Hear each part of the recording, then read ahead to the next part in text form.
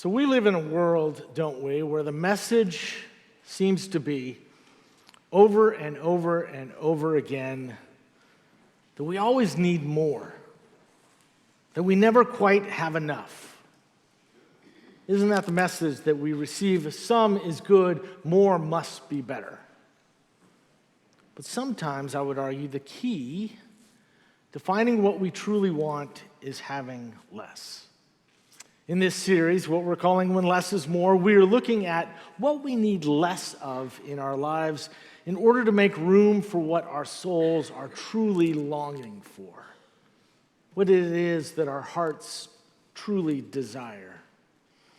In the text that we're going to look at this morning, Jesus has some warnings.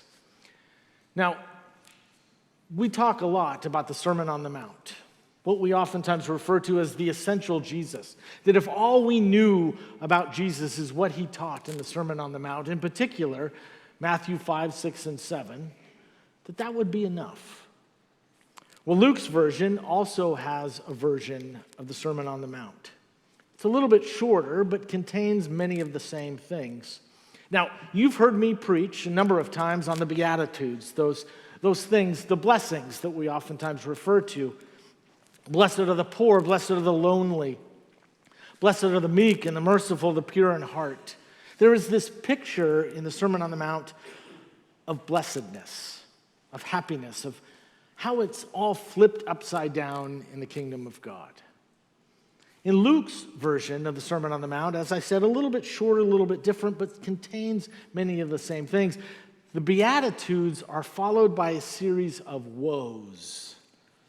Woes that are sometimes referred to as curses, that if Beatitudes are blessings, that the woes are curses. But I think in many ways that's a misinterpretation of those woes. I think that what Jesus is saying is, be careful. Because if you live this way, if you do these things, this will bring you woe. Like a parent expressing grief, concern for a wayward child who wants to say, don't you know what you're doing with your life? That if you continue to live in this way, that you're going to cause a lot of grief, a lot of turmoil, a lot of hurt, not just to yourself, but to those around you that love you. There's going to be grief if you continue to live in this way. It's a warning. It's an expression of pain that comes from a certain way of living. Part of what I want us to think of this morning as you listen to this text is, why do we continue to do the things that we know will bring us woe? Why do we continue to do those things that we know that they're going to cause us grief, that they're going to cause us pain, they're going to bring us woe? Why can't we just say, woe, to those things that bring us woe? I invite you to hear this word now from Luke's gospel.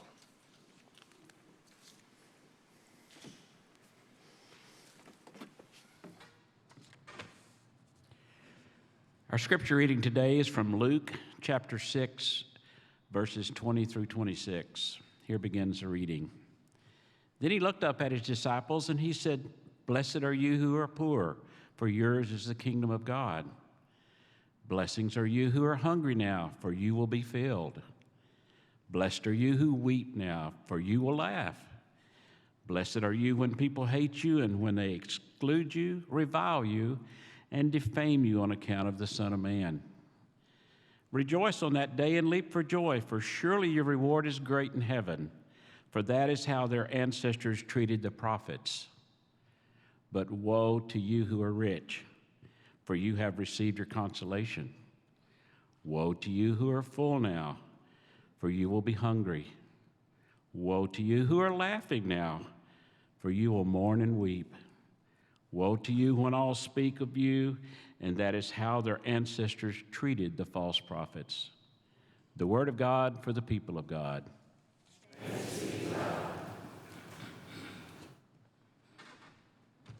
Woe to you when all speak well of you. Woe to you when all speak well of you. Some of the ideas for this series comes from a book called Subtract by Leidy Klotz. And it's full of things that if we just took those things, if we just subtracted these things from our lives, things would probably get better for us. I shared with you last week the example, the illustration of a Lego tower.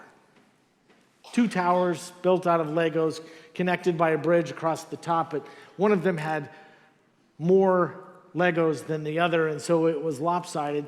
That in order to fix that and to solve that problem, to make them equal, 90% of people would add Legos to the shorter one rather than subtract the Legos from the longer one. In other words, we have this propensity to add, to always want more. Klotz calls it morality. See what he did there? That's pretty clever. I like that. Morality. We live with a way where we always want more. But sometimes, in some situations, life gets better when we take things out.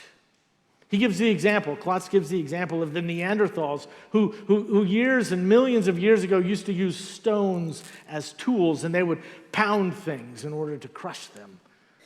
But over time, as their higher level of thinking would evolve, they learned to chip away at some of those rocks and some of those stones, to chip away to make them sharp. And by doing so, it made them more effective, more productive. Is a way of saying that when we chip away things from our lives, sometimes our lives get more effective, more productive. They get better. Or think of Michelangelo, who would look at a block of marble and think and envision David, the great King David, and he would then chip away at everything that didn't look like David. I wonder what if we could chip away everything in our life that didn't look like Jesus? What might our lives look like then if we could just subtract those things in our lives that don't look like Jesus? Lao Tzu, the great Chinese philosopher, once said, "To attain knowledge, add things every day. But to attain wisdom, subtract things every day." One of my favorite authors is a guy by the name of Bob Goff. He's an incredible guy, great writer, wonderful speaker. I had a chance to see him last year. He runs a law firm as well as a nonprofit organization. He does both of those things, and also serves as the honorary consul to the Republic of Uganda for the United States. In his spare time, he writes best-selling books. One of his books, called Love Does, is one that I recommend highly to you. But one of the best parts that I love about Bob is just he seems to enjoy life more than just about anybody else I know. When we think of words like stress and worry and anxiety, my guess is that he probably has some of those things, but you would never know it. It's hard to see because he has this joy. He seems to be happy. His life filled with a sense of purpose and calling and peace. And he's kind. Now, obviously, there's a lot of reasons for Bob's incredible success in life, but one of the things that I love the most is his passion for a particularly interesting and I might say compelling habit. He calls it Quit Thursday. Quit Thursday. And he says it's just as easy as it sounds, that every Thursday, Bob quits something. Every Thursday, he says, I just quit something. And maybe it's a hurt that he's been carrying around. Maybe it's a harmful thought that he's been thinking. Maybe it's a destructive habit. What is one thing, he says, that I can quit today?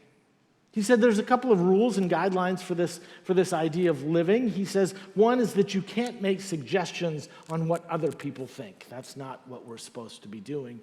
We're supposed to do it ourselves. It's just for you. And it doesn't always have to be huge. You don't have to say, you know what, this Thursday I'm going to quit my job. Doesn't have to be quite that big. He says, but on the other hand, it needs to be something of significance. Like you can't just say, you know what, this Thursday I'm going to give up broccoli. I'm just going to quit vegetables all along. It needs to be something bigger. Maybe a belief in the lie that the worst things that you've ever done defines you. Maybe it's a hurt that you've been carrying. What is something that you can quit on Thursday? And I would argue, and Bob would echo this, is that you don't have to wait until Thursday. In this series, we are looking at some of those things that we can quit, that we can subtract from our lives in order to make them better. Last week, we talked about possessions, this sense of greed and desire that seems to lead us and drive us, that we can somehow let go of some of those things to free up some space to allow our lives to be filled with the things that truly matter. And today, what I want us to talk about is how we might do away with and chip away and limit our need for approval.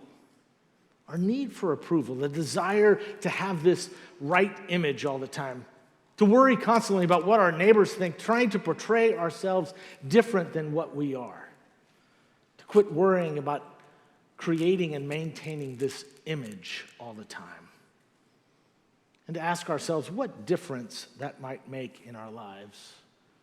A couple different ways that I want to look at this. First is for us to focus less on our image and more on what's going on inside of us. I recently started working on a personal trainer, trying to get myself in a little bit better shape. In my trainer told me, he says, a lot of the people that come to me and ask for help, they want to have better muscles. They want to look better in a t-shirt. They want to get stronger. They want to look good, and so they want to do curls and tricep extensions. They want to look good. He says, but the truth is, the best thing that you can do for yourself is to focus on your core. And so we spend a lot of times doing core exercises. And what I've come to see over the last couple of months is that is true not just in the gym, but it's also true in life as well. That who we are at our core matters the most, not just what is skin deep. That our lives matter more about what's on the inside than what's on the outside. Now, you've heard me say that Jesus often reserved his harshest criticism for the Pharisee, the religious leaders of the day, whose job it was, whose role and responsibility it was, is to make sure that everybody was living up to the standards of the religious law of the day, to maintain that. But it was those people that Jesus reserved his harshest criticism for. He says in Matthew's gospel, "Woe to you, scribes and Pharisees, for you are hypocrites. For you clean the outside of the cup and the plate, but inside they're full of greed and self-indulgence. You blind Pharisees, first clean the outside of the cup and the plate so that first clean the inside of the cup and the plate so that the outside may be then clean."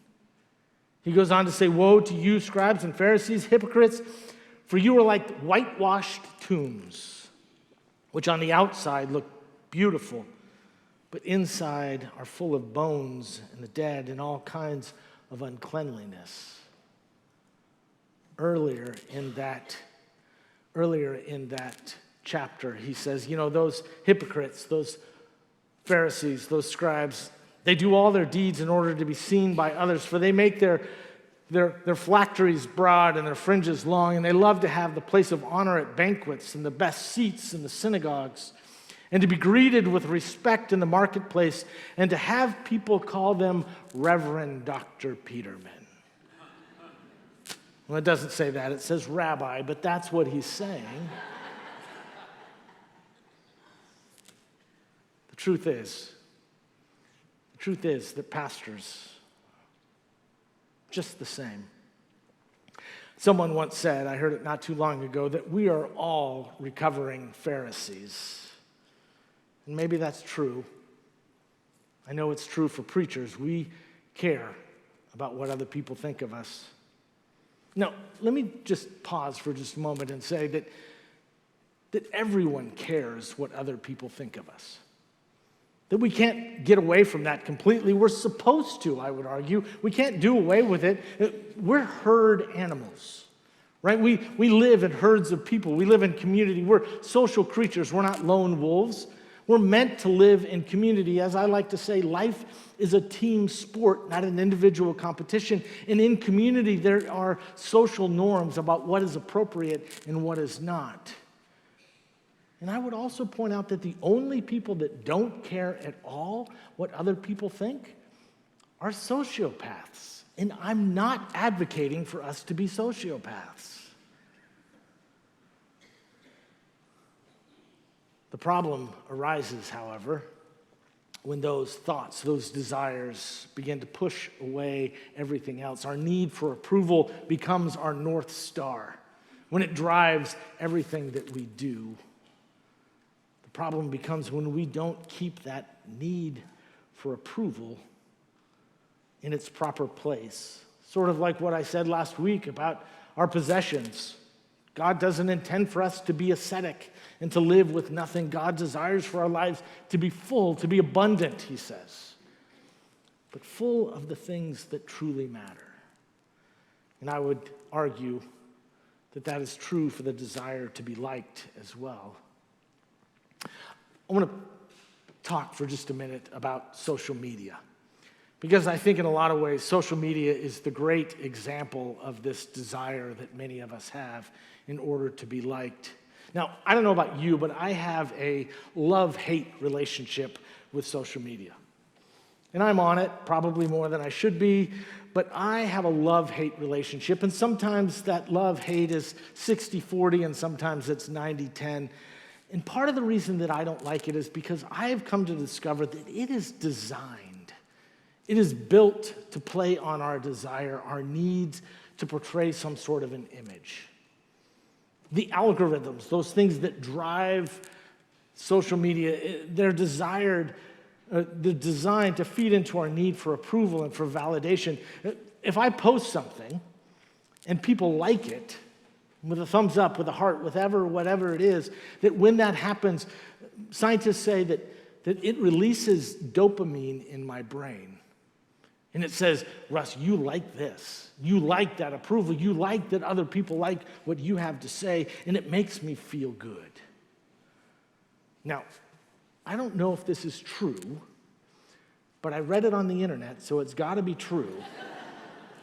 And that is that sometimes when you post something and it gets a lot of likes, that the algorithms will hold back on some of that approval, some of those likes, until later when the demand wears off a little bit. And then they'll show you some of the likes and some of the approval that had come earlier, because they want to draw it out, to make it last a little longer, so that you can want to come back for that little hit of dopamine, so that you will come back, so that you will see those ads, so that you will spend that money. All of that is designed to feed into our need to be liked. Now, there's another way that it works as well, and that is when you like something, that something in the algorithm says, you know what, that's what Russ likes. That's what he likes, so let's give him more of that. And pretty soon, everything that I see are things that I agree with, that I like, and we create this echo chamber where it seems that everybody thinks like I do. I must be brilliant because everybody agrees with me. Everybody thinks just like I do. It feeds into that need for validation. Now, don't get me wrong. Social media has done great things in this world. It allowed us to be connected in ways that otherwise we might not be able to. It can be a wonderful thing, but we have to be careful. Be on your guard, as Jesus said last week. Be on your guard. Now, this desire for this approval, it didn't begin with social media. I would argue that it's as old as time itself, and that's why Jesus says of the Pharisees that they were all worried about what everybody thought of them. So what's the antidote? What should we do instead? I mentioned a moment ago those core exercises, those things that we can do that feed us on the inside so that we don't have that hunger, that thirst for people to tell us that we're awesome, but to do instead those things that feed our soul. Things like prayer, to be in constant contact with a God who loves us regardless of what other people think of you, regardless of how many followers you have. Those core exercises of spending some time being reflective, being self-reflective, of asking yourself, where does that need come from? What is going on inside of me that this is fulfilling? And then thirdly, I would say, know your values. To say, this is what I want my life to be about. And if there's other things that you're doing, that you're posting, that your way in which you're living, if those don't align with your core values, that you quit doing those things. Be very clear about your core and your values. And then the second thing that I would encourage us to do as we try to worry less and subtract our desire for approval, for that need, that right image, that respect of others, is to instead to fill our lives with substance, to actually do something with our lives. I shared with you a couple of months ago that I have a new part of my job that I love, and that is that every year during the Fort Worth Stock Show Rodeo, I get to pray, I get to do the opening prayer 4 or 5 different shows, and I love it. It's my new favorite aspect, my new favorite gig of my job, in part because I love dressing up, wearing my boots and my jeans. I love that element, that lifestyle, and I know that you love it too because I've seen you there, and you're wearing your boots and your jeans and your hat, and you've got that cowboy lifestyle. Now, one time, this last time, I was looking around at the 8, 9, 10,000 people, I don't know how many there were, and I started thinking to myself, I wonder how many of these cowboys actually own cows. And I settled right around 2% of the people in the... Probably not a lot of those cowboys that are around that night actually owned cows. What's that old phrase about the cowboy? He's all hat and no cattle. That's most of us, if we're honest. You see, we love that cowboy lifestyle. We like to dress up. But where we get into trouble is that sometimes we treat the Christian faith in the same way. That we like to put on our Christian faith, to have that Christian mindset. But the truth is that the Christian faith is not a mindset. It's not a belief system. It's not knowing the right words or the right phrases or the language. It's an actual way of life. It's something that we do. It's a lifestyle of substance. As James said, faith without works is dead. Have you ever met someone who wears their faith like jewelry? There's no action, there's no substance to it. There's no life to it. It just looks nice. They wear it to impress other people. Brennan Manning, one of my favorite authors, he's a former priest. He left the Catholic Church in order to get married. He said, the single greatest cause of atheism in the world today is Christians who acknowledge Jesus with their lips, who walk out that door and yet deny him by their lifestyle. That is what an unbelieving world simply finds unbelievable. The greatest single cause of atheism in the world today is Christians. Sort of reminds me of something that Gandhi once said, I like your Christ, I don't like your Christians, because your Christians are so unlike your Christ. Whoo. That's why Jesus said about the Pharisees, They tie up those heavy burdens. They're hard to bear, and they lay them on the shoulders of others, but they themselves are unwilling to lift a finger to move them. In other words, they're really good about pointing out the faults of others, of telling other people what they should do and not doing them themselves. They wouldn't lift a finger. They wouldn't do it themselves. I don't know about you, but I want my life to mean something. I want to make a difference in this world. I want when it comes time for my death that the world would be different from my having passed through it. I want my life to mean something. And a few weeks ago, somebody said to me after one of the services, they said, "You know, Russ, I really enjoyed your sermon today. You made a lot of good points." I got to be honest with you, it felt pretty good. I had that little dopamine blast go through me in that moment. I thought, wow, I made some good points. They enjoyed my sermon. Later in the day, as I was walking home, I thought, is that the best compliment? I don't want to make a point. I want to make a difference. I don't want to make a point. I want to make a difference. I want my life to have substance. What would your life look like? What would my life be different if we were to throttle back on that desire to be liked, for that concern for what other people think, and instead focus on making a difference? You see, to be a follower of Jesus isn't just being about worrying what other people say. It's not just having the right words, about talking the right way. It's a way of living. It's a way of behaving. It's living in a way that can make a difference in people's lives. You see, we carry with us, we have been given, we have been entrusted this gospel of love. How can we make it tangible? So my challenge for you this week is to simply notice all the times that you catch yourself worrying about what someone thinks of you. When you find yourself focused more on your image, and to throttle back on that desire for approval. And in that moment to ask yourself, what would my life look like if I was more focused on substance and not on image? And then ask yourself, what can I do today in someone's life to make a difference?